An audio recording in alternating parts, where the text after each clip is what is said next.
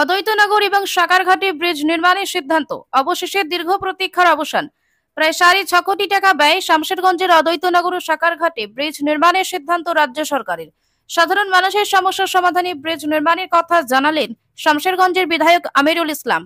ইতিমধ্যে টেন্ডার প্রক্রিয়া শুরু হয়েছে ব্রিজ নির্মাণের জন্য। মাসনা নদীর ওপর গড়ে তোলা হবে অদ্বৈতনগরে একটি ব্রিজ এবং সাকারঘাটে তৈরি হচ্ছে আরো 2টি ব্রিজ। জল কমলেই কাজের প্রক্রিয়া শুরু হবে বলেই জানিয়েছেন বিধায়ক আমিরুল ইসলাম। রবিবার নিজস্ব বাসভবনে সাংবাদিক সম্মেলন করেন বিধায়ক। সেখানেই বিধায়ক আমিরুল ইসলাম জানান, শামশেরগঞ্জবাসীর জন্য অত্যন্ত সুখবর। অদ্বৈতনগরের দীর্ঘদিনের সমস্যা অবশেষে দূর হতে চলেছে। সাকারঘাটেও তৈরি হচ্ছে ব্রিজ। উপকৃত হবেন নপাড়া সহ এলাকার হাজার হাজার বাসিন্দারা। শুধু ব্রিজ নয়, শামশেরগঞ্জ ব্লকে আরো প্রায় 10 কোটি টাকার রাস্তা শুরু হতে চলেছে বলেই দাবি বিধায়ক আমিরুল ইসলামের।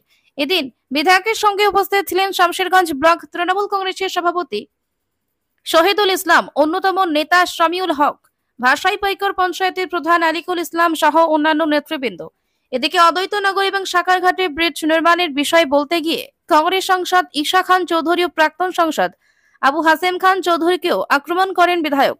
বিধায়কের দাবি, কেন্দ্র এতদিন থেকে না করলেও এবার মুখ্যমন্ত্রী মমতা বন্দ্যোপাধ্যায় সেই ব্রিজ নির্মাণে অর্থ বরাদ্দ করেছেন। আজকে অদ্বৈতনগর ব্রিজের আমাদের টেন্ডার হয়েছে এবং আমাদের সাকারঘাটের দুটো নদী, একটা ছোট নদী আছে, একটা বড় নদী আছে, সেই দুটো নদীরই কিন্তু ব্রিজের টেন্ডার হয়েছে।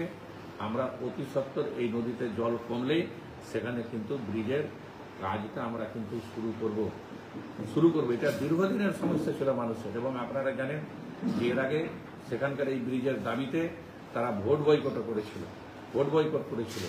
আজকে অত্যন্ত আমাদের অদ্বৈতনগর বা আমাদের সীতারামপুর, সাকারঘাট, নপাড়া, আমাদের এই ভাষাপেকর দগাছি এলাকার মানুষের কাছে অত্যন্ত খুশির খবর যে আজকে এই 3টে ব্রিজ টেন্ডার প্রসেস শুরু হয়েছে, টেন্ডার নোটিশ হয়েছে, এবং আগামী দিনে এই কাজগুলো কিন্তু হবে, তার জন্য অর্থ বরাদ্দ হয়েছে।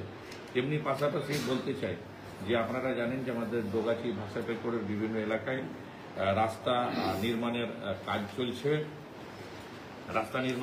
চলছে, এবং আমাদের নিমতিতা অঞ্চল একটা বড় অঞ্চল, সেখানেও একাধিক